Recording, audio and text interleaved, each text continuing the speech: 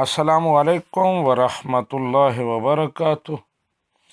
بلوچستان پاکستان سے اشفاق احمد صاحب پوچھتے ہیں کہ صلاۃ و سلام کا کیا معنی ہے؟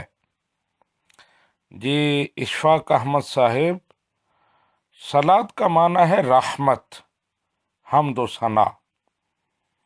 جب کسی پر صلاۃ پڑھی جاتی ہے تو مطلب یہ ہے کہ اس کی حمد و ثنا کرنا۔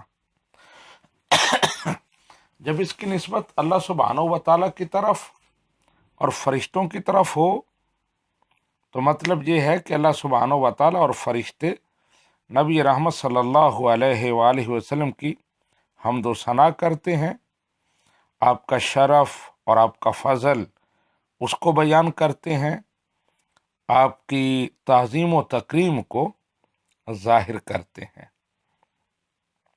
اور جب اس کی نسبت مومنوں کی طرف ہوتی ہے تو مومن اللہ سبحانہ و تعالیٰ کی بارگاہ میں دعا کرتے ہیں کہ الہ العالمین نبی رحمت صلی اللہ علیہ وآلہ وسلم پر رحمت نازل فرما، آپ کی حمد و ثنا فرما، آپ کے شرف اور آپ کے فضل میں اور اضافہ فرما، آپ کو اپنا اور زیادہ قرب عطا فرما۔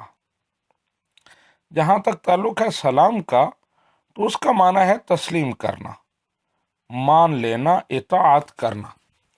جب اللہ سبحانہ و تعالیٰ مومنوں کو سلام کا حکم دیتا ہے کہ نبی رحمت پر سلام پڑھو تو مطلب یہ ہوتا ہے کہ آپ کی اطاعت کرو، آپ کے حکم کے سامنے سر تسلیم خم کرو، آپ کا حکم مانو۔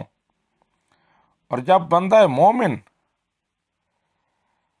نبی رحمت صلی اللہ علیہ وآلہ وسلم پر سلام پڑھتا ہے تو وہ اس بات کا عہد کرتا ہے کہ میں نبی رحمت صلی اللہ علیہ وآلہ وسلم کی اطاعت کروں گا اور آپ کا حکم مانوں گا، آپ کے سامنے سر تسلیم خم کروں گا۔